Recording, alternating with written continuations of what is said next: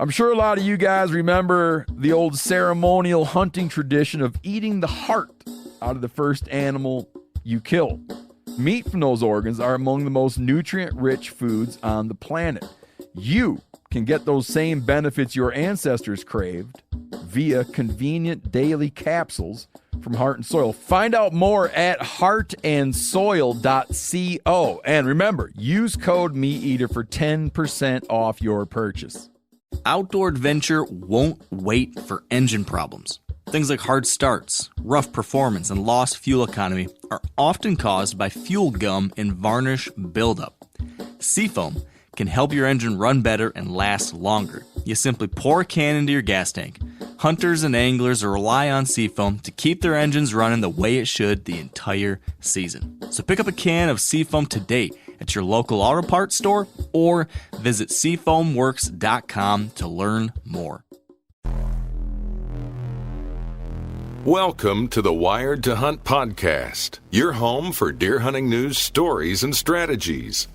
And now, your host, Mark Kenyon. Welcome to the Wired to Hunt podcast. I'm your host, Mark Kenyon, and this is episode number 28. Today in the show, we're going to be discussing a topic that's been weighing heavily on me over the past week. This is the story of my hunt for the buck known as Jawbreaker, and lessons learned from losing the deer.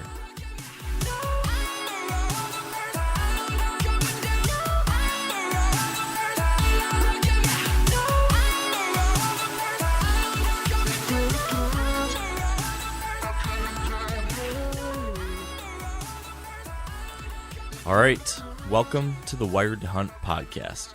And I gotta say, for the first time ever, I'm actually not looking forward to recording this episode. In fact, I've kind of been dreading it. But with that being said, me and Dan are here today to talk about whitetails, and so the show will go on, regardless of how I feel or how excited or am at this point. So Dan, how are you? I'm doing better than you, probably. I'm not at work, and a cold front, well, it's not a cold front, but it's going to warm up tomorrow and Saturday, but a rainstorm just kind of came through the area, and I'd rather be, no offense to you, because you're a great guy, Mark, don't get me wrong, but I'd rather be in a tree stand if I could. I don't blame you at all. It's funny. You should have talked to me about this because I wanted to hunt tonight too. We could have figured it out. It's just unfortunate. My hunting property is an hour away, so I wouldn't have been able to anyway. Yeah, that does make things a little more difficult.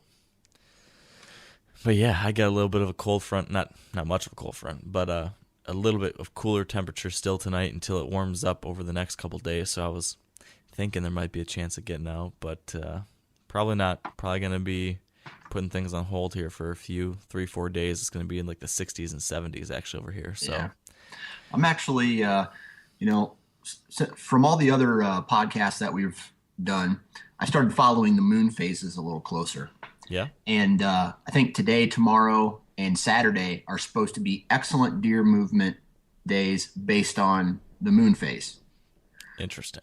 So I am going to be hunting Friday night, Saturday morning, Saturday night, and Sunday morning. And, hopefully I see some movement, and that whole moon phase is intriguing to me. And I'd like to get a little bit more information and do my own research and just get out, even in these warmer temperatures, see if something moves. And I set up, the first time I've ever set up a mock scrape this weekend, and I got a trail camera over by it, and I want to see how it did over the past week. Nice. You'll definitely have some pictures on that. That tactic has worked wonders for me for getting pictures. Yeah. You use it a lot? Yeah, pretty much every year for the last 3 or 4 years, I've been making mock scrapes and putting my cameras on them. And like clockwork, that's where I'm getting pics. So I got one of those it's the brand name's Magnum, and you hang it from the tree and it drips the scent down just a little bit at a time. And I just, for giggles, I guess I bought one and put it up in a pinch point, and that's easy to check, and we'll see. I guess we'll see what happens. So cool. Keep me posted. Yeah, I will.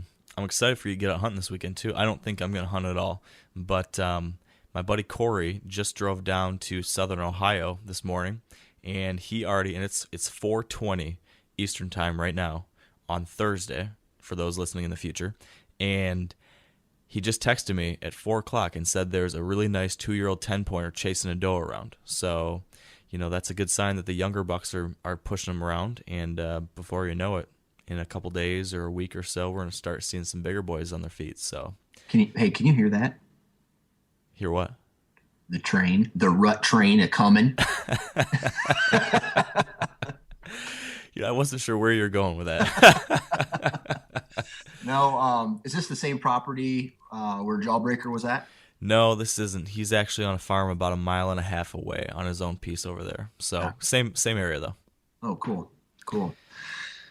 With that said, I believe we got some talking to do about this whole Jawbreaker debacle that you had this past week. Yeah, that's the main thing I wanted to talk about here today, and it's why I'm much more bummed than I usually am on these podcasts. As a lot of you guys know from following Wired to Hunt on the blog or on social media and stuff, I had I had quite a hunt last week. Got a shot at the buck I've been after for a very long time, and the ending was not as happy as I would have hoped it to be. So today I thought we would walk through the whole story of Jawbreaker, the whole story of the final hunt, and then what happened afterwards, and then kind of where we're at now and how I'm moving forward. So that's the plan. Dan, feel free to grill me as we go along if you've got any other questions and whatnot. And hopefully coming out of this, hopefully there's some things that I can learn and maybe the listeners can learn from this hunt I had that can maybe make me a better hunter and hopefully help other people too. So that's my hope for all of this. I'm going to I have to admit, I'll probably, this is my therapy session. So I'm going to let it out. It's still pretty fresh. It was just 1 week ago from today, just about 1 week ago, that I had this whole thing go down. So still kind of working through it myself. But let me tell you something real quick. No matter the size of the deer, whether it's a giant buck, a really giant buck, or a smaller buck, or even a doe, you never really get over it, especially if it's a caliber of buck like Jawbreaker was. I've had 2 incidences now in my life, last year and then once in 2010, where I've shared your grief, so to speak. Yeah. I think a little later I'd like to get some of your perspectives on some of these things, given those experiences too. So yeah.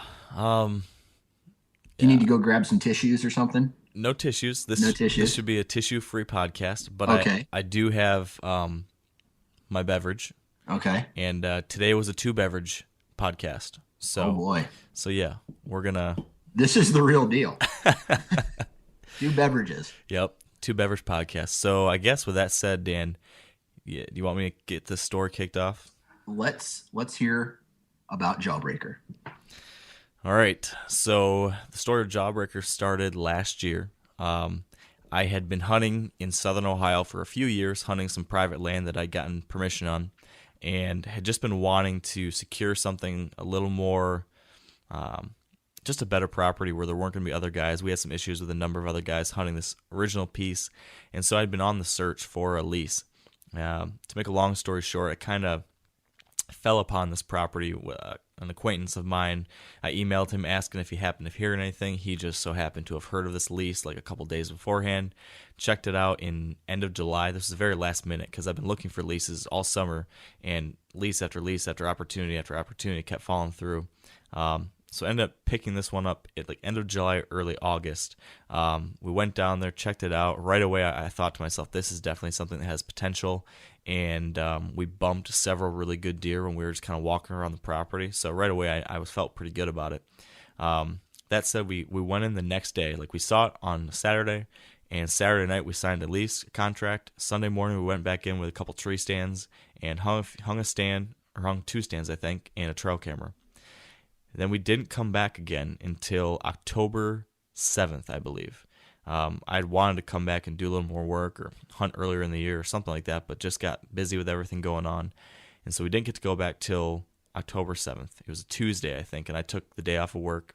Or actually, I guess I didn't take the day off of work. At that point, I was doing my own thing. We drove down, having never hunted it and only having walked it one day. And I went and set up a tree stand that night in an observation spot at the end of this finger of timber, where there was kind of a thin finger of soybeans that cut into this big block of timber, and it created 2 fingers of timber on either side of that soybean field. So I set up a stand just basically to see a lot of area. I wanted to understand what was in the area, what deer were in there, how deer were using the property, blah, blah, blah. Long story short, within like an hour of sitting down, the first deer I saw was Jawbreaker. And he was just this giant, he looked like a big 8-pointer. He was actually a 9. He had like a 1-inch G4, I guess it'd be, on one side. But basically it's a huge framed 8-pointer. Really heavy mass, great tine length, and just the biggest bodied deer I'd ever seen in the woods, personally. He started out the end of this finger of beans, and over the course of the next hour and a half, just slowly made his way closer and closer and closer to me. And so for like an hour and a half or 2 hours, I watched this deer come towards me. And it was just one of the best encounters I'd ever had at that point. Just a really, really cool deer. Just I couldn't get over his body size. In the end, he ended up getting to within 70 yards, but never quite closed, that final 20, 30 yards I would have wanted to get a shot. So I couldn't get a shot at him. But that night, I dubbed him Jawbreaker. And we checked trail cameras that night after the hunt and had a bunch of pictures of him. So he was definitely a homebody on this property. So that was my first encounter with him. And ever since then, he's been the biggest deer I've been after across all my farms in Ohio and Michigan. And definitely the most mature deer and the biggest deer body-wise too. So he was top of my list, a deer I was thinking about every day. Every time I went out to hunt, I was thinking, where's Jawbreaker? What's Jawbreaker? How old was he? Yeah, so of course, you never know 100% for sure, but about as sure as I could get ever on a deer. Last year, I'm pretty darn sure he was at least 5.5. Okay. I mean, his body screamed very, very mature. I mean, he had everything. He had just the biggest Brahma bull body I've ever seen on a deer. So he was at least 5.5 last year. So my estimate was that this year, 6.5. So last year, like I said, had a lot of pictures of him, had that first encounter with him. Hunted, though, all through the rut and never saw him again. And fast forward now to late November. It's November 24th, I think, now. And I came back for another trip. I had a big rut trip during early November. I came back now late November and it was kind of a funny story for this day, too. I wanted to spend some time with my wife, but I also really wanted to go down to hunt that weekend. So what I did is Friday night, I think we went out to dinner and watched a movie or something, and then I waited till she fell asleep that night. Friday, maybe it was like 11:30 or midnight, and as soon as she fell asleep, I snuck out of the bedroom, threw everything in my truck, and she knew I was going hunting, so it wasn't like I was sneaking away without her knowing. I'm out of here. Yeah, but it was like I wanted to maximize my time to hunt as much as possible. So at midnight, I hopped in the truck and drove through the night to get down to my property by 4 a.m. or 4:30 a.m. or something so that I would have time to get changed, hike out to my tree stand, and I was in my stand by 5:30 in the morning. And I'm glad I went through all that work that day because I saw 2 different shooters. One of them was the other buck I've been after down there named Glenn, and then I saw Jawbreaker around like 1 in the afternoon, and I was sitting in the stand interestingly now, I was sitting in the same stand that last week I got a shot at him from. So I'm in that stand. I see this deer come crossing a wide open cut soybean field around 1 in the afternoon and pull up my binos, and holy smokes, it's Jawbreaker. And he cuts across this bean field into this opposite finger of timber, across this little finger of beans from me. And this is an area where I had been hypothesizing that he was bedding. So he goes in there. I start to rattle. After he goes in the timber, I'm thinking, okay, I got to try something to get him across this way. So I rattled.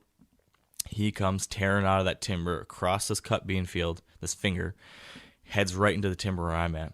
And I'm like shaking like crazy, like, holy smokes, this big old buck's coming right to me. I just rattled this son of a gun in. He drops down into this ravine that's kind of right in between me and the field, because I'm inside this, I guess I can describe this now because it'll make sense later, but I'm on a little point of timber that extends out of a bedding area, and that is this finger of timber that cuts into this bean field. And there's a little ravine just over the side of the field. So there's the field edge, then it drops into like a 10-foot deep ravine, and then it pops back up to this little point that I'm on. So he comes off the field edge, drops in that ravine. I think he's going to pop back up onto my side and be within shooting range any second. But after a couple minutes, I realize he's stalled out in there. And eventually I see him pop back out on the other side in the field edge, walks down the field, and won't respond to any of my calls or anything. So that's encounter number 2.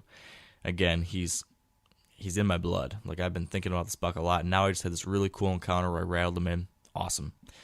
Now, fast forward a week or two later, it's the opening day of gun season down in Ohio. I figured I should be there. I still hadn't filled the tag, so I'm sitting now in the tree stand that I hunted from the very first time I saw Jawbreaker. And long story short, around last light, he comes popping out of that opposite finger of timber once again. Pops out, heads across that cut bean field, and goes across the way. No shot, but another encounter. So those are my 3 encounters with Jawbreaker in 2013. I had a number of other pictures of him too, but never saw him or heard from him afterwards. So I'm sorry to interrupt, but you think he lived on the property, or was this on a different property that he was coming from? So I believe that most of the year, between what I saw that year and what I saw this year, I believe that he spends a large amount of his time on my property. Okay. But there's a neighbor's property who doesn't allow any hunting, and who's got incredible cover, just a really awesome property, but no one's allowed back there.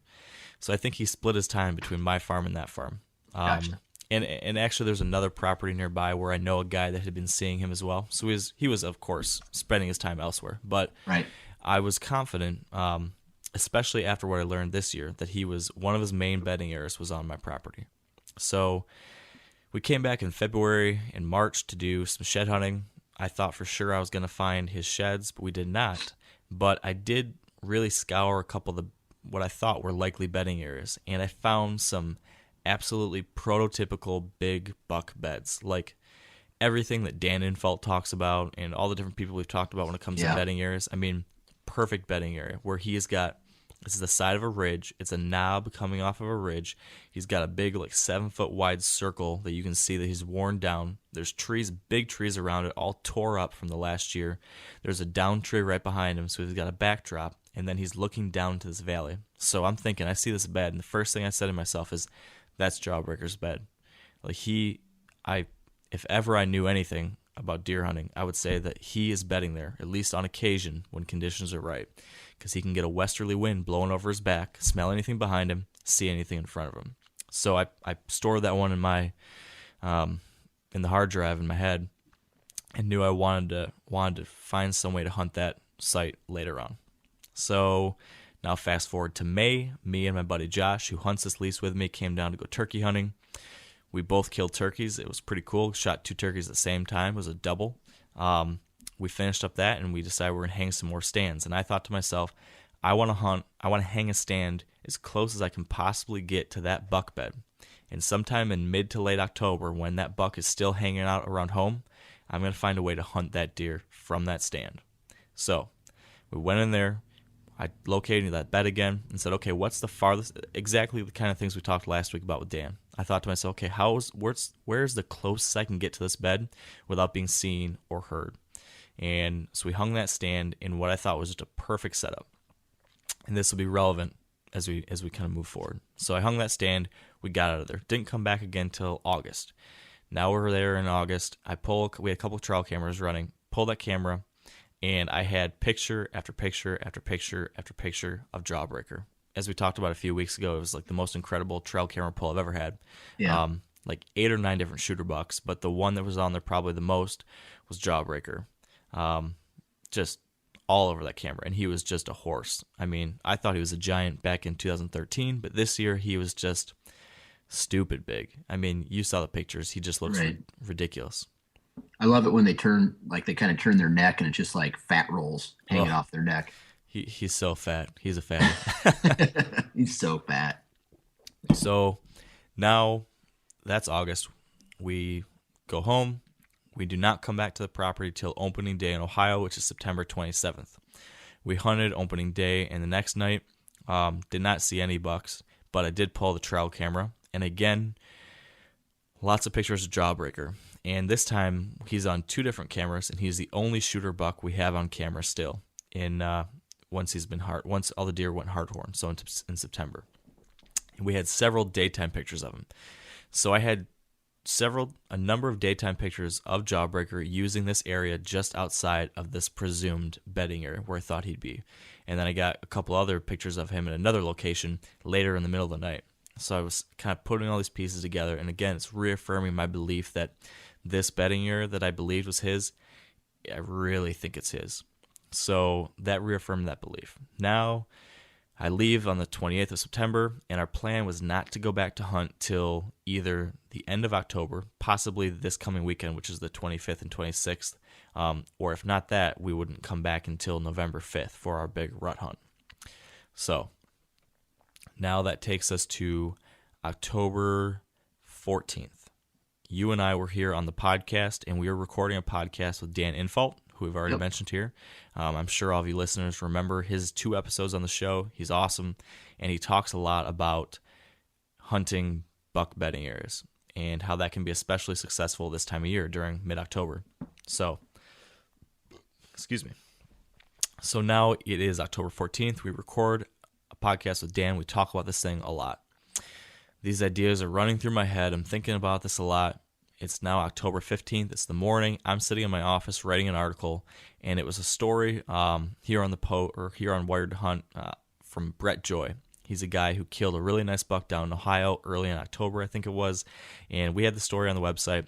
And long story short, his basic hunt was a cold front had passed through. He thought he knew, these conditions were right. He went in there, and he was able to get this buck on his feet before dark. And for whatever reason, while I'm reading this article and watching the video, there was a video on Midwest Whitetail of it, it just got me thinking, like, man, that's happening right now in Ohio. There was a little bit of a cold front that pushed through. I really feel like I know where Jawbreaker's bedded. I wanted to try to get a hunt on him near his bedding area before the rut, because last year during the rut, he disappeared. So I'm sitting here like 9 in the morning, and my mind just starts racing. Like, maybe I should go. I pull up weather.com, I'm looking at the weather, I'm looking at yesterday's weather, I'm saying, okay, yesterday it was 73, today it's down to 55, that's a pretty nice cold front right there, and there's a little bit of light rain, and oh man, south-southwest wind. That tree stand I had hung back in May to hunt Jawbreaker's bed could only be hunted with a south-southwest wind, because my assumption was that he would only use this bedding area when he had a westerly wind direction, because he wanted to get that wind over his back, so I needed something west. But if it was straight west, or if it was northwest, or even if it was southwest, from where that stand was, that wind would blow either towards him or towards one of the other areas where there should be a number of deer bedded in this larger bedding area. So the only way I thought I could get away with it is if I had a south-southwest. So just enough west that he would still be bedded there, but enough south that my wind would blow up north of where he was at, and I could get in there safely. So I'm seeing all these conditions. I'm saying, wow, maybe I need to go for it. And usually I'm the kind of guy that I plan everything well ahead of time. So I know when I'm going to Ohio, and 2 days beforehand I'm starting to pack, or I'm starting to make my plan or whatever. But here I am that morning, and I'm thinking, you know what? I just got to go for it. So I went and talked to my wife, and she's like, yeah, go for it. So I literally, between 9:30 and 10, I ran around like a crazy person, like literally sprinting around my house, grabbing stuff, trying to pack my bags, trying to pack all my gear up, taking a shower, packing a lunch, trying to get all this stuff together. I'm in the car by 10:05, and I'm hauling butt down the highway to Ohio to hopefully get there by 3 o'clock in the afternoon to sneak into the tree stand to kill Jawbreaker that night. I hope you obeyed the speed limits, man. It's really funny you mentioned that, because, well, I did sort of obey the speed limits, but coming home after all this stuff happens, I came home, I'll save this for later. Okay. Just remind me to talk about the speeding thing a little later. So, I'm going as fastly as I legally can down to Ohio. I get there in time. I get saddled up, sneak in there, perfect conditions, a little bit of light rain, a little bit of wind. I'm able to walk through the standing cornfield. Nothing's going to smell me. Nothing's going to see me. Nothing's going to hear me. I get up in the tree stand, and I'm pumped. Like, I'm feeling about as confident as I ever have that I could kill a buck in the middle of October. Like, I feel like he is there. Long story short, I didn't see a single deer that night. I did not see Jawbreaker. He did not go the way I wanted to. But still, I felt really good about, this was like this was like a drone strike. Like I had a very targeted reason to be there. I had everything lined up, and I thought I could go in for the kill, and I did it. And I pulled it off to a degree, at least. Well, I didn't pull it off, but at least I didn't spook anything. I didn't muck things up. I was able to get in and out perfectly fine, as far as I know. So that said, my plan was to go to go to the hotel room. I was going to work through the night, try to catch up on some stuff, and then wake up early the next morning, drive home, get back to work, blah, blah, blah. It's the middle of October. I wasn't planning on hunting too hard. I was just going to get back into the swing of things. So I wake up in the morning, pack up my stuff, throw it in the truck, start driving home. I'm on the highway for about 20 minutes, 30 minutes maybe, and I get in a traffic jam, like standstill traffic, and I'm just sitting there. And now I'm sitting there, and my mind starts wandering, and I start thinking, man, what's the weather right now for here in Ohio? I look at the weather again. It's not too warm. The wind's not too bad. I start thinking, geez, I came all the way down here. Maybe I should try to give it one more shot. Like what's the worst I could do? So then I start thinking, okay, what's the cost benefit analysis here? So what's the potential reward I could get of doing another hunt? What's the potential risk of doing another hunt down here? Long story short, I got to thinking, you know what? The wind's pretty good for me to still hunt that same bed where I think Jawbreaker is, but I just need to go to the other side of it. But maybe by going to the other side of it, I'll actually be catching where he was moving yesterday that I didn't see him. And with a straight west wind, he's even more likely to be bedded where I think he'll be, because that's the perfect wind for him. I just need to get below it. So all these things are going through my head. I finally decided, you know what? Screw it. I'm going back. So I turn the truck around. I call my wife, explain to her what I'm thinking about doing. She gives me her blessing. I drive down to a coffee shop and burn some time there doing some work before I go hunt. And I actually posted on the Wired Hunt Facebook page trying to get everyone's opinions on what I should do too. And luckily, the Wired Hunt Nation agreed with me. They liked the idea of staying around for another hunt. So I was reading through those. I'm pretty sure 100% of the people said to hunt. There were a couple Debbie Downers who said no, but you just deleted them from your likes, right? Yeah, exactly. No, but yeah, it was good to see that everyone was in agreement with what I was doing there. So head back around 2:00 back to the farm, pack up again, head out to the tree, and now I'm hunting another stand, but like I said, same general bedding area, just on the back side of it. Took a really long route around to get there so that I would make sure that my wind wasn't blowing into this bedding area, to make sure I was staying away from any potential spot I might spook a deer. So I eventually got to that tree stand. And like I mentioned a little earlier, this is a stand that I'd hunted before when I'd seen Jawbreaker. This is also a stand where my buddy Josh killed his big buck last year. And this is also the first tree stand that I'd hung last year. The day after I saw the lease, I saw this spot and said, yep, we need a stand right here. And my intuition was not too bad, since now I've shot 2 deer out of her. So this stand, like I said, is on a finger that extends out of a bedding area. Extends out of a bedding area, and these deer take the bedding, they leave the bedding area, head down this finger, heading towards a bunch of crop fields to the south.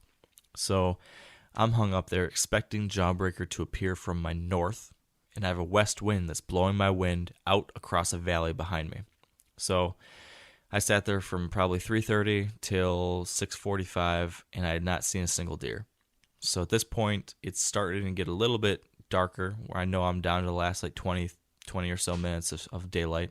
And I filmed a quick interview talking about the fact that I hadn't seen any deer yesterday, and I hadn't seen any deer yet today. So I was kind of feeling bummed about that, but hoping for maybe a little luck here in the last few minutes.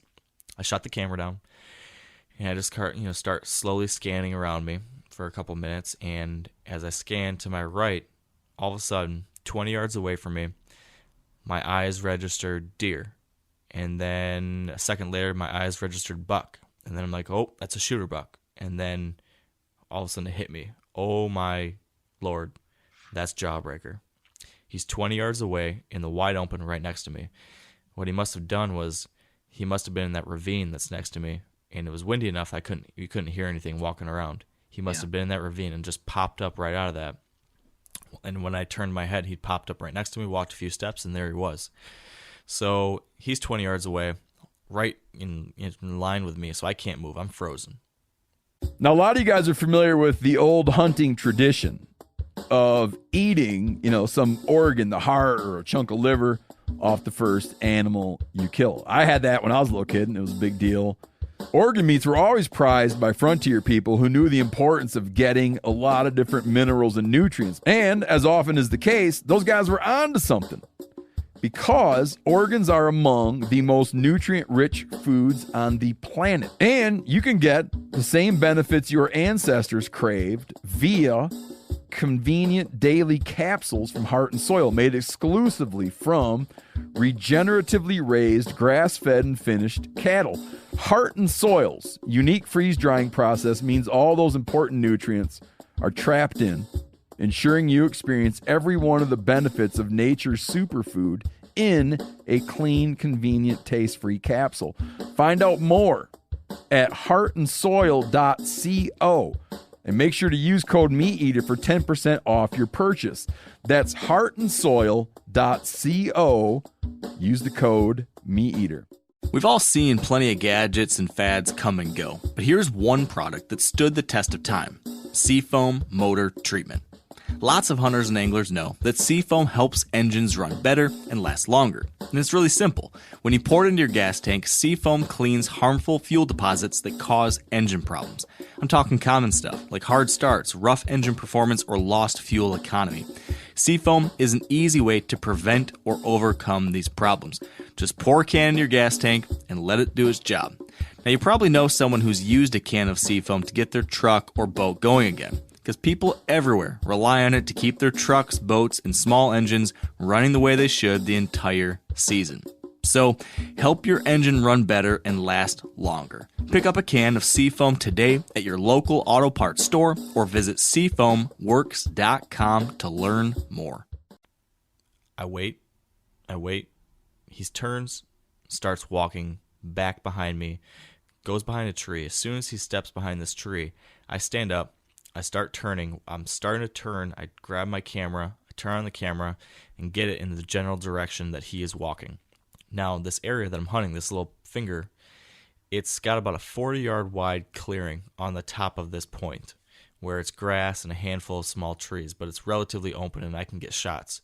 But as soon as he crosses this 40-yard wide clearing, he goes into the timber on the other side. So in my head, I'm thinking I need to get a shot at him before he gets to this other side of timber, and he's crossing like he's going to go back into the woods. So I get the camera on him. My bow is hung up on the opposite side of the tree. So it takes me a few seconds to get the camera on him. Now I have to do a 360-degree spin around the tree. I get there. I see, okay, he's not looking at me yet. Now I can reach for my bow. By the time I get the bow in hand, I'm ready almost. He has now crossed that entire clearing, and he is right at the edge of the timber, scratching himself about 1 or 2 steps away from being behind some branches. So at this point, he's about to take another step. I draw back, and as I draw back my bow, I let out a bleat to stop him because he's now stepping past these limbs. He's stepping right to the last spot I could potentially shoot him. And all this happens in like 15 or 20 seconds, As I draw back, I get to full draw. After I bleed, he stops. My peep sight didn't open. So now I'm messing around with my peep sight with the side of my jaw, trying to open up my peep sight. I finally get my peep sight opened. I get on him, and by this time, like I said, it happens so fast, and I'm worried if he takes one more step, I don't have a shot. Set the pins on him, let her go. I can see in my mind's eye, I see the arrow hit what looks like center mass on the deer up and down, but back. He bounds off about 40 yards with his tail tucked, stops, turns, and looks back at me. I zoom the camera in on him at this point, can see him. He looks at me for a few seconds, and then bounces back off into the woods. So at that point, I know that I hit him, but I feel pretty sure that it's a back on him. I don't really know why the shot went back, but I know it's back. So I wait about half hour, 40 minutes, get down from my tree, go and retrieve my arrow. I found the arrow and some hair and a little bit of blood at the shot site. On the arrow, there's no stomach matter, there's no green stuff, there's no stink. So I'm kind of surprised by that, and there's decent blood. So now I'm thinking, well, maybe I got a liver, maybe something like that. So I decide either way, I'm going to sneak out of there. I'm not going to push it at all. If this deer is gut shot, I want to make sure to let him bed down and not be spooked. And hopefully I'll be able to come back in the morning. He'll be right there. So I sneak out of there the opposite direction, get back to my truck, go back to the hotel room. And so that's where things end on night number 1. I'm going to stop you right there. Yes. Okay, so It was a pass through, right? It was. It was a pass through. Now, when you shot him, did he notice you at all? He never looked up at me. He Did never he ever noticed. catch your scent? To my knowledge, no. I guess Okay. absolutely not, because when he ran away, it would have been not downwind at all. My wind was Okay. blowing perfectly behind me. Gotcha. So yeah, as far as I know, he had no idea it was there, other than that little tick of the arrow. Yeah. Gotcha. So yeah, I went back that night to the hotel room and had a long sleepless night. I had a friend of mine who was able to get some time off work the next day, who came down from Michigan to help me track him, and who also brought his dog, who he's been training to track deer. This dog actually was the one that was helping me find my buck last year too. That found 6-shooter. So was hoping to have some good luck again with Junebug. But went out there the next morning. I mean, long story short, we picked up blood right off the bat, but it was very sparse. We tracked it for, at the time I thought we tracked it about 300 yards, but later I went and looked at a map that had a key, and we actually only had blood for about 150 yards. And it was very sparse, just the occasional drip drop here, a little smear against corn. We tracked that buck down into that little ravine where he came out of, back up the other side to the cornfield, tracked it across the cornfield, and again, it's a thin finger of corn. Tracked it across that finger to that opposite finger of timber where I'd seen him come in and out of several times the year before. I thought he would be bedding in. I thought that was one of his secondary bedding locations, was on the end of this finger. So I thought for sure he was going to be in there bedded down dead somewhere. But we lost blood. The dog just started losing confidence in the trail, and we just searched that thing up and down. After we lost blood and after we lost the trail and had exhausted all options there, we started grid searching that finger of timber, thinking he'd be in there because it's really thick, really good. But nothing there. So we, at that point, decided, okay, we just need to start walking some likely spots. So we just kept walking around there. This takes us till about 2 o'clock, maybe in the afternoon of that first day. My buddy Andy has to go home. He takes off. And this is where your help kicked in, Dan, which I really appreciate. You had gotten in touch with your buddy John Mulligan from Wicked Tree Gear, and John got in touch with me, and he offered to come up to help because he lives in Kentucky, just over the border. So John came up, which was awesome. I really appreciated it, and he helped me grid search a few more areas. We decided to start walking what we thought the most likely bedding areas might be, that if he was injured, where would he go to bed down? So we grid searched a number of bedding areas, and we checked all the different water sources we could get to, and just scoured all the likely spots where he potentially could go. We looked for tracks on the edge of the cornfield, trying to find where he might have cut in if he did. But we looked and looked and looked till just about dark on that night, and that was Thursday, I believe, and could not find anything. So at that point, I started thinking, is there any chance that another dog might be able to help out with the situation? And at this point, I'd been posting a lot of things on Wired to Hunt, and a number of people said, hey, you should get in touch with this guy, get in touch with this guy, get in touch with this guy.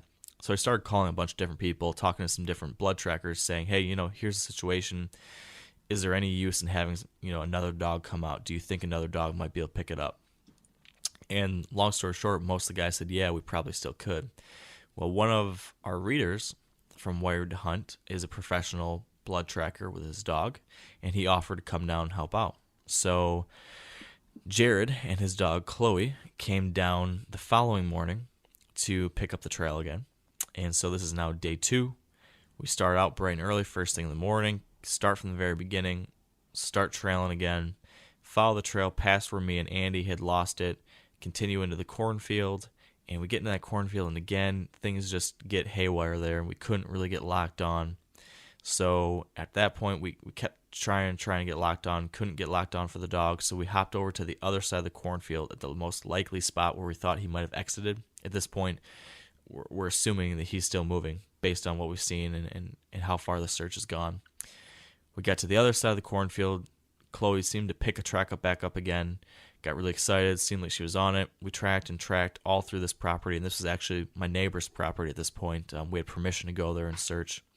And to make what was a very long day short, we tracked for another 8 or 9 hours eventually started just circling through every different possible likely area.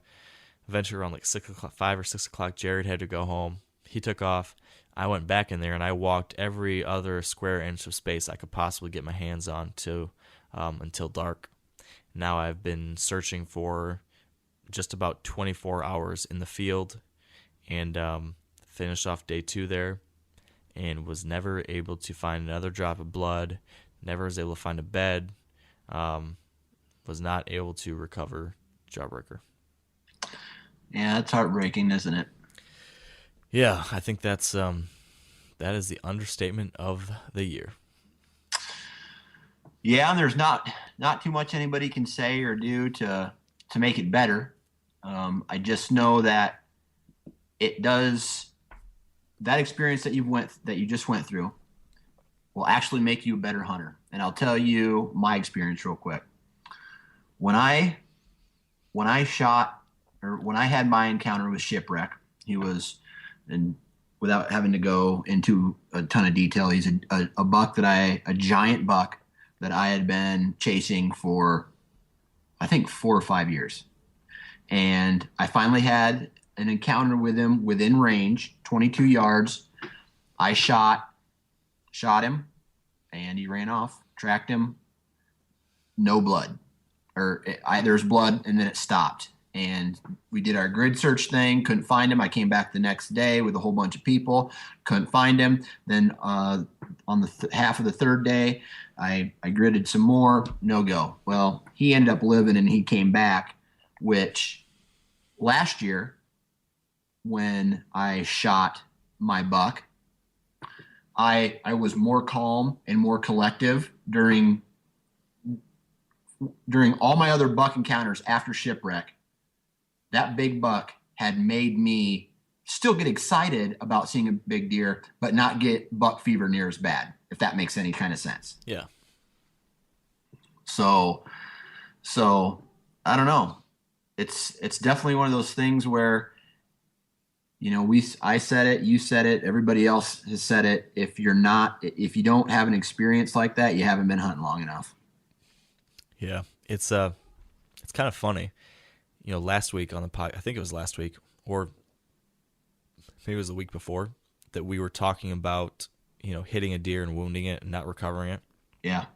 And to that point, I had hit a doe before a ways back with my muzzleloader and wasn't able to recover her.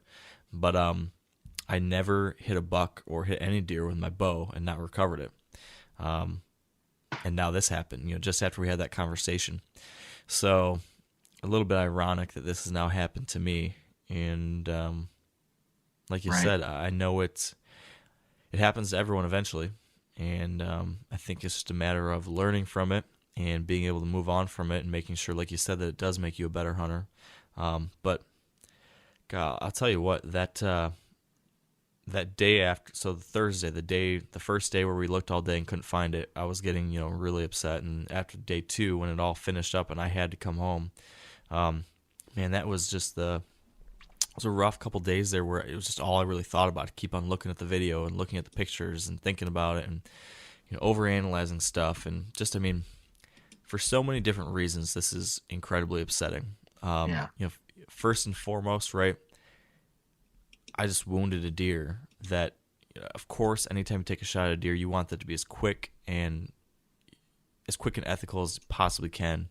And to know that I hit a deer poorly and that deer might live for a longer period of time or suffer or die of a less than ideal circumstances, that's awful.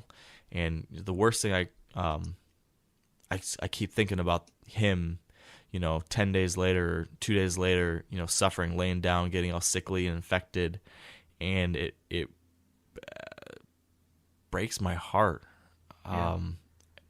For any deer, of course, for any deer, I would feel the same way, but especially for this deer, he was the king. He was just this incredible specimen of a deer that I've never seen a deer like this in my life, that I've been able to hunt and to experience and to have learned and gotten to know this deer to a degree. To have done that to him, I just feel horrible. So from that standpoint, it's awful. And then and then you look at just from a purely, now this is not as important, of course, but just looking at, I'd put all the pieces together. This is the biggest buck I've ever gotten a shot at. He was, over 160 inches, a 6.5-year-old deer, the most mature, biggest bodied. This would be to this point, my buck of a lifetime. And I had put all the pieces together. I'd finally done all these things right that I had been trying to do right for years. And it all came together. And then to see it, slip through my fingers because of just that last couple seconds. And it happens to so many of us eventually. But that in itself is, again, painful. Yeah. And then, gosh, I get all these other weird pressures, given that I'm trying to make a living from these types of things. Then I feel like I let my wife down. Like, I called my wife that night, and I started apologizing to her. Like, I'm just so sorry. Like, Yeah. She lets me go and do all these things all the time. She lets me take all this time away, and she's so supportive of it all. And then when I finally do have an opportunity, I blew it. Yeah. And so all these things have been going through my head, and I'm in a lot better spot today than I was 5 days ago even. Yeah. But for a while there, it was a real low point, but at the lowest point for me as a hunter. But I was fortunate to have a lot of people like you and other friends, other hunters that have, taken the time to chat with me and just give me a lot of encouragement. And I think it's been therapeutic just to talk about it and all those things too. Right. So that's kind of Well, where I tell you, when you were telling your story, and I'm guilty of this too, just like several other people are over throughout the U.S. who film their hunts. You said the first thing I did was stand up and grab my camera. Yes. For me last year, the first thing I did was stand up and grab my camera. I let him walk through 2 shooting lanes, completely broadside at, 7 to 15 yards. Then to finally get the camera on him and have a way less than optimal shot. Luckily, my deer lived. And that really had me thinking, man, I'm so passionate about this. You put all this time and energy into it, and especially when a person is filming themselves, it's like, is it even worth it? Yeah. And that's part of I guess a small part of the reason that I quit doing what I was doing. But I still bring my camera equipment with me. But this year and from now on, if I'm filming myself, the kill for me is more important than getting it caught on camera. So I know that there's some other motivators there and some other, making a living type of thing. But I don't know. It's filming yourself, and every other thing you take into the timber with you can potentially be a distraction. And I'm not talking to you. I'm talking to everybody, from my own experiences. It's a distraction. And if the first thing you're not doing is grabbing your weapon and getting ready to kill, then you have lessened your chances of killing that animal. Yeah, this is a perfect segue into what I wanted to discuss next, which were, taking a look at what mistakes I might have made and those lessons learned. And this was one of the 2 things I wanted to mention was self-filming. And I've had the same types of thoughts that you had after your experience. And I'm sitting here and thinking to myself how different things might have been if I didn't have to worry about that damn camera. Yeah. And like you said, there's certain obligations I have to do that. But at the same time, like you said, is it worth it? I don't know. I'm really thinking about, I really don't know if I'm going to film my hunts next year. Or if I am, I just need to find a way to get a cameraman. Because right. And that is the only way. When I messed up with Shipwreck, it was I grabbed my bow, I looked behind me and to the cameraman Ryan, and I said, I'm shooting this buck whether you're ready or not. He came through, I shot him, didn't find him, blah blah blah. This past year, I stood up, I grabbed the camera, tried to get it adjusted. He walked through. I tried to get it adjusted again. He walked through 22 yards, hard quartering away, moved it. And it was and I shot him on a less than optimal shot and I'm taking it all back because I was calm. I felt I was calm. My bow was sighted in, and I took a very hard shot, and that camera was the reason for my buck last year. Now, a lot of you guys are familiar with the old hunting tradition of eating, some organ, the heart or a chunk of liver off the first animal you kill. I had that when I was a little kid, and it was a big deal. Organ meats were always prized by frontier people who knew the importance of getting a lot of different minerals and nutrients. And as often is the case, those guys were onto something, because organs are among the most nutrient-rich foods on the planet. And you can get the same benefits your ancestors craved via convenient daily capsules from Heart and Soil, made exclusively from regeneratively raised, grass-fed, and finished cattle. Heart and Soil's unique freeze-drying process means all those important nutrients are trapped in, ensuring you experience every one of the benefits of nature's superfood in a clean, convenient, taste-free capsule. Find out more at heartandsoil.co.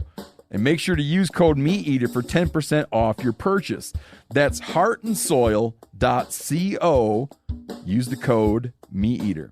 We've all seen plenty of gadgets and fads come and go, but here's one product that stood the test of time: Seafoam Motor Treatment. Lots of hunters and anglers know that Seafoam helps engines run better and last longer. And it's really simple. When you pour it into your gas tank, Seafoam cleans harmful fuel deposits that cause engine problems. I'm talking common stuff like hard starts, rough engine performance, or lost fuel economy. Seafoam is an easy way to prevent or overcome these problems. Just pour a can in your gas tank and let it do its job. Now, you probably know someone who's used a can of Seafoam to get their truck or boat going again, because people everywhere rely on it to keep their trucks, boats, and small engines running the way they should the entire season. So, help your engine run better and last longer. Pick up a can of Seafoam today at your local auto parts store or visit seafoamworks.com to learn more. Yeah, I think it's got me really thinking hard about what's most important. And I know there's a lot of people that I think enjoy our videos, and I love producing these videos that showcase our hunts and tell our stories. But I just don't think it's worthwhile anymore for me. It's not, to potentially lose an opportunity on a deer, or more importantly, wound a deer like in this case. I wish I got. It's funny because the last 2 years I've killed deer, but I've killed them off camera. So I just couldn't get the camera on the deer, so I said, screw the camera, I'm taking the shot. Right. And I got so much crap from people saying, you got to get your buck on film. You got to get one on film finally. Get one on film finally.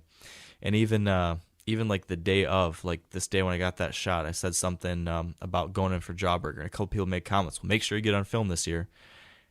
And so when he showed up in my head, subconsciously, I'm thinking, get the camera. You got to get this one on film. Got to get this one on film. And of course, in this situation where I had such a minimal amount of time between when I saw him to when he was going to leave my opportunity to get a shot, I spent half of it messing around with a stupid camera. Right. So mistake number one was self-filming and spending the precious few seconds I had getting that camera on him. Mistake number two came as a part of all of that. So I'm rushing to get this camera on him. Then I have to spin 360 degrees around to get to the other side of the tree, to get my bow off a hanger, to get the deer in my sights before he steps back into this timber. And I have been guilty of this a handful of times, and I think many hunters are, but I just need to continue to get better at it.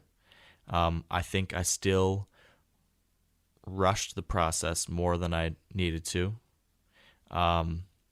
the degree where it happened so quickly that by the time I was able to get my bow up, and like I said, I drew back, the peep wasn't open, so now I'm messing around with the peep. By the time all that happened, I finally had a clear sight picture at him. Now he's right next to these branches, and when I keep on as all of us would do, I keep on looking back at the situation in my head. I keep running it through in my head. What did I see? What was I thinking? How did that go down? What did I do right? What did I do wrong? And I feel like I remember, it happened so fast. I just remember getting my pin settled behind his shoulder and letting it go. But I wish I had taken an extra second or two to take a deep breath, to settle in a little more, to just go through and just nail down what I had, because I think I didn't do that enough. I got the pins on him and I let her go. And all this was because I was so worried I wasn't going to get a shot at him. And I did get a shot at him. Now, maybe I rushed it a little bit there, like I said. But another part of my mistake was that in doing that, I did not notice the fact that there were some branches. I knew there were branches that he was walking towards. But what I didn't realize is that there was a branch covering his vitals, a small limb, that I didn't see, because later on, when we went and reviewed the footage, a friend of mine put it into an editing program where you could slow it down, slow-mo it really well, and see the arrow's flight and see where it hit. And very clearly in that video, you can see my arrow coming down, and it hits one of those twigs that's sticking out, a small limb. It hits a limb, breaks the limb clear in half, and the arrow deflects down and back. Now, I can't tell you where my arrow would have hit if I didn't hit that limb. Excuse me. But I know that hitting that limb did not help my shot, and I think it definitely pushed it farther back. So that deer might have been dead if I had seen this little twig sticking out there, if I'd slowed down and focused more on that. So, I'm putting the mistake on myself. Maybe I just gotten lucky that little twig was there. Maybe 9 times out of 10 I would have got my shot and it would have been fine. This time I hit a limb and it didn't go okay, but I don't know. Either way, I need to continue to get better at slowing things down in those final seconds. I've killed a lot of deer in my day, but I still need to get better at slowing things down in that final moment of truth, because there's just no room for error. And this time, that little a little something came up and nipped me in the butt, and it made the difference, I think, between me telling this long, sad story and me having the most incredible hunt of my life. So when I've analyzed, looked, and thought, and rethought, and those are the two big things that coming out of this I've identified as those mistakes I made and as those areas where I need to make some changes or some improvements. So that's where I'm at with all of that. I think the kind of final thing I thought we might touch on was some tips and advice for moving on from a situation like this. But before I do that, Dan, I guess any other thoughts or questions on the things I just talked about there? No, man. I guess it depends on how serious you are. And it's not saying that me and you are not serious about deer hunting. We try to get our stuff on film, and that's fine. If you want to do that, you got to do that. But you have to understand that there is a cause and effect. And if you're messing around in the tree with something while that deer's in the area, be prepared to put a bad shot or lose that deer or have them bust you and never see him again. So I don't know. It almost makes me think about the Matrix where one thing causes another thing. And if you eliminate those problems, I don't know why I said the Matrix, by the way, but if you eliminate all those things, when the time does come, you're going to be more focused. But for you, this was the biggest buck you've ever had an encounter with, right? Yeah, within shooting range. So you probably had a little bit of buck fever. Is that right? I didn't have, to be honest, it wasn't so much like I didn't have time. I didn't even have time to think about it. It was more so like, there's a buck, gotta get a shot, and I didn't even have time to start freaking out. Yeah. So it wasn't necessarily buck fever. It was just, there's so little time. Get the shot, get on him, get turned around. He's about to step behind the trees. It was more of that type of thing. But I don't remember shaking. I don't remember like going through any of that because I just didn't have enough time. Yeah, for sure. I know that with the whole shipwreck thing, I got buck fever real bad. And I think part of it had to do with me actually having such a history with that particular deer, knowing it and all that emotion and time and energy that's put in towards an animal kind of all boiled over. Because I've had encounters with other really big deer and didn't and really didn't get buck fever. It was more focused on the hunt, and I don't know. And that's a hard thing. And that's one of those things where it's one of the, like you hear sports people talk after they hit a home run or make a sack, they do this celebrating, and sometimes it can go overboard, and they say, act like you've been there. And I think that a lot of it has to do is once you do get there, so to speak, you have those encounters with these big deer that you're after, you can, that buck fever is definitely beatable. Yeah, I think it, like you said, having those experiences and, you can eventually act like you've been there the more experiences you have like that. Yeah, I think for sure. If you're focused on it.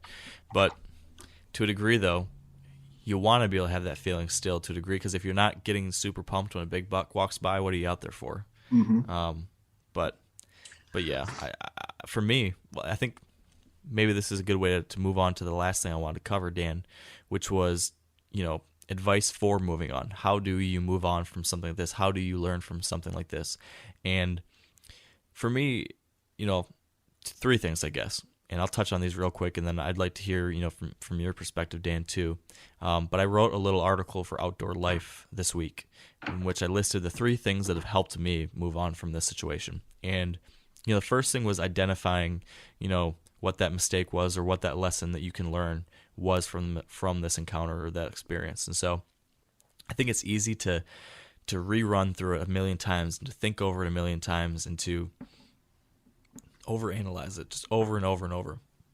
And there's that natural tendency to do that, and I did that too. But after talking to so many people, I think that you need to stop beating yourself up at some point, and you need to say, okay, this happened. What's maybe one or two things I can learn from it? Because if you're going to focus on every single little tiny thing, you're going to beat yourself up, and you're not going to be able to take anything from it. So my advice would be to try to identify that one or two things maybe that you can work on and that you can identify as an area for improvement. And then find a way to actually take action on it. So, for me, again, I'm trying to find ways just to slow myself down more in those final seconds. So something really simple I'm going to do, but that I think, might help just a little bit. And I've talked about doing this before, and I never did it. So this is me needing to take my own advice. But I'm just going to tape a little thing to the back of my riser that just says slow down. And just if I can get a little bit of reality poked into my head in those final 10 seconds or 4 seconds, it just says, hey, take one more second. Yeah. That might make the difference. And so that's one small little way I'm trying to take action and learn from this experience. But I think the most important thing, and I think the thing that has helped me the most so far is do all that, but then get back out there. When I was driving home that night after, not being able to find Jawbreaker, I'm driving home, and now I'm at my lowest point, and in my head I'm thinking, I'm not going to hunt for weeks. I have no desire to hunt. I don't want to do anything with this. Like, the air was completely taken out of my sails. I thought I may not hunt again until November 5th when I went back down to Ohio. So I was considering taking 3 weeks off of hunting. I was like, screw this. I'm done. This is just, I don't know. I was done. But like 3 days later, somehow, not even 3 days later, 2 days later, after talking to a number of people and just, being me, I'm seeing deer out behind my house. I'm hearing from my buddies that are shooting deer. I kind of got that itch again. I was like, maybe I should get back out there. And long story short, I went back out and hunted a couple times and decided the best therapy might be just to get back out the woods and get back after it. And I did that, and that did help. It helped to get it back out there, helped just to get back on the path and moving forward, not dwelling on the past. And another thing, I haven't done it yet, but I want to do it, is I'd like to shoot a couple does and just kind of get my confidence back, just prove to myself again, hey, you can do this, go through that experience, go through that process, execute it perfectly, and kind of get that mojo back. So I was going to suggest that to you, is to get out there and go swack a doe. Yeah. So that's my plan for the next like 3 or 4 or 5 days, is to get out and do that. So I think that's, from what I've learned from this experience, it'd be those 3 things. Try to identify a couple lessons, then find a way to take real action on it. Don't just say it, actually do something. And then finally, go back out there and get some hunts under your belt again, because it happens to us all, and the only way to move on from it is to actually start moving down that path again, and to start hunting again. So I don't know, at this short, this few days since, it's been a week since, that's where I'm at. That's what I've kind of learned and taken away from this experience. I'm praying that somehow maybe he made it. That shot, after looking at the video, it ended up looking like it was farther back than I thought, but lower than I thought too. So I don't know. Maybe, I don't know. I just don't know. At this point, I just do not know. So I've got some cameras out there. We're not going back to the property till November 5th. So I'm just crossing all my fingers and toes that maybe by some miracle, maybe that shot didn't kill him, and maybe he's going to be back, and we'll either live a long and healthy, prosperous life, or maybe I'll get another shot at him. So Right. I don't know. Do you have any other advice for moving on from an experience like this, Dan, given your experiences? No, just get back out there. For me, like you said, when I wounded my doe, unfortunately, I couldn't hunt the rest of the weekend for unseen circumstances. But the next weekend, I got out there again, and everything felt good. Unfortunately, this year I haven't harvested a doe yet.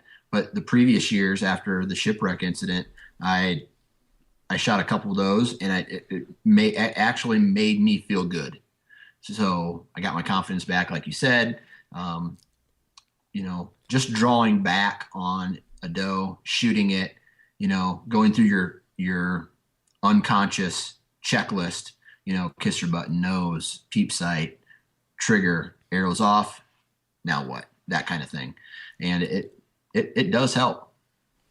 Yeah, I absolutely think so too.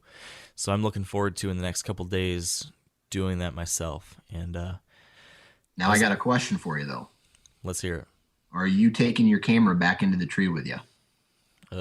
It's funny you mentioned that, because when we were having this conversation, in my head I was thinking the same thing. Yeah. And here's my issue is I have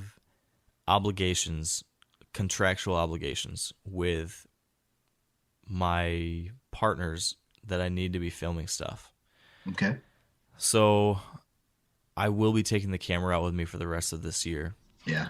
But I do know that if a situation comes where it's a rush situation like this, I'm not going to worry about the camera. So if I get another kill this year, this might be the 3rd year in a row that I don't get a kill on camera, because it's not worth it.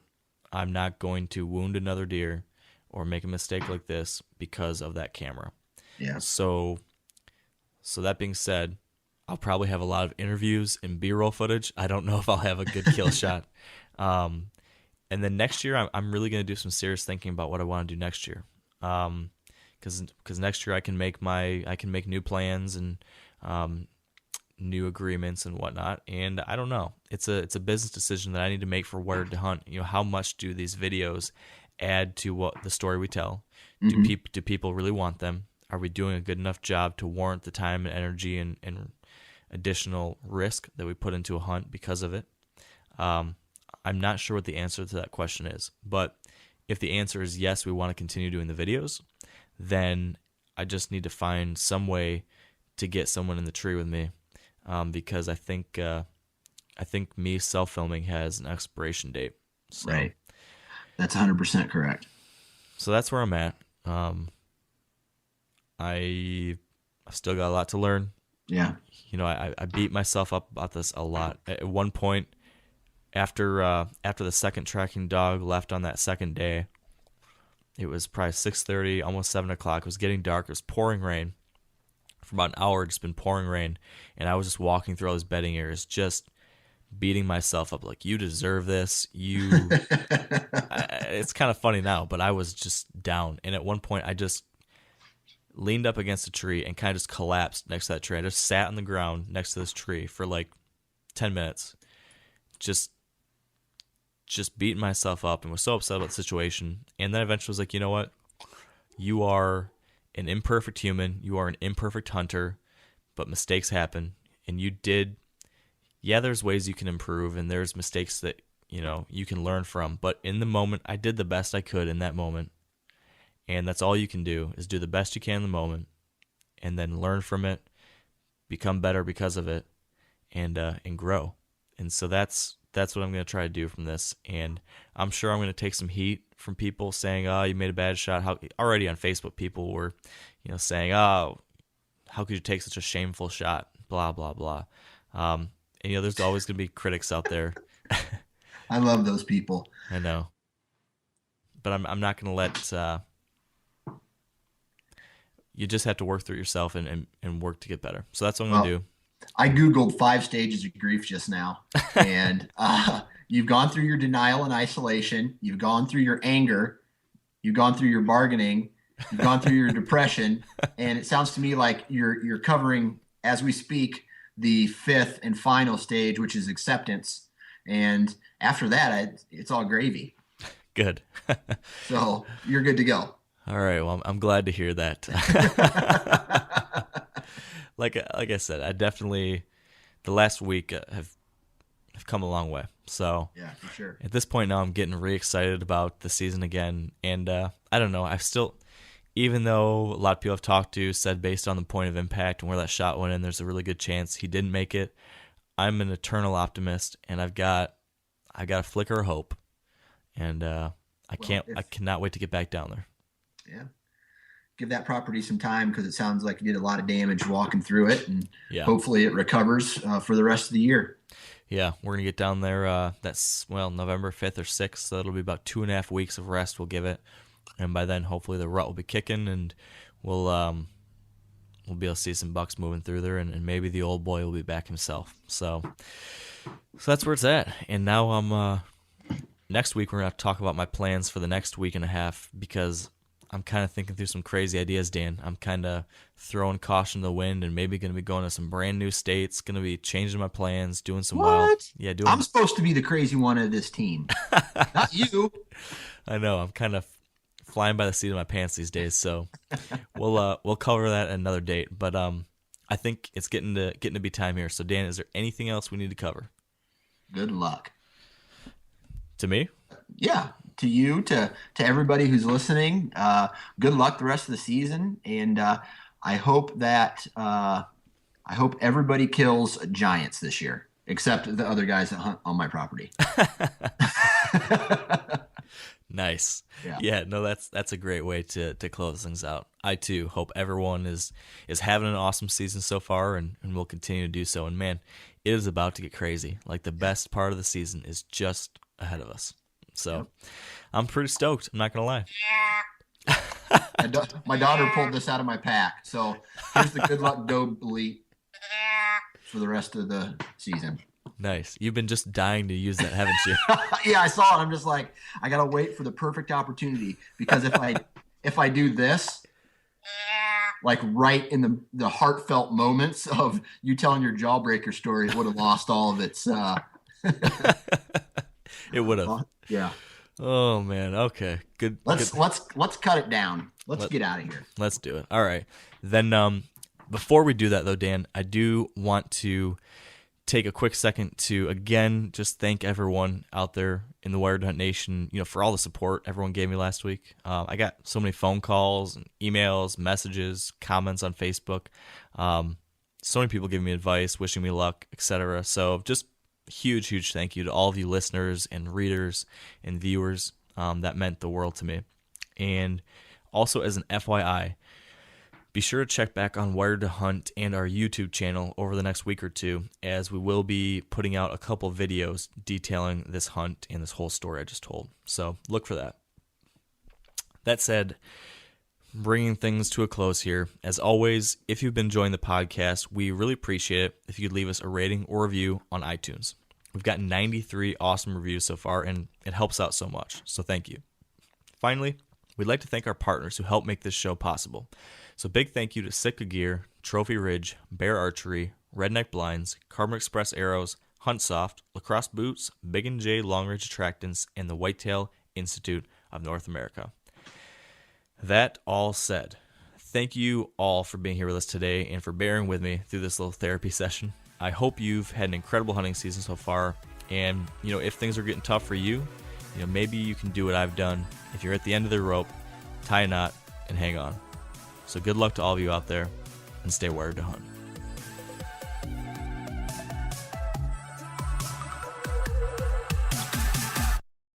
I'm sure a lot of you guys remember the old ceremonial hunting tradition of eating the heart out of the first animal you kill.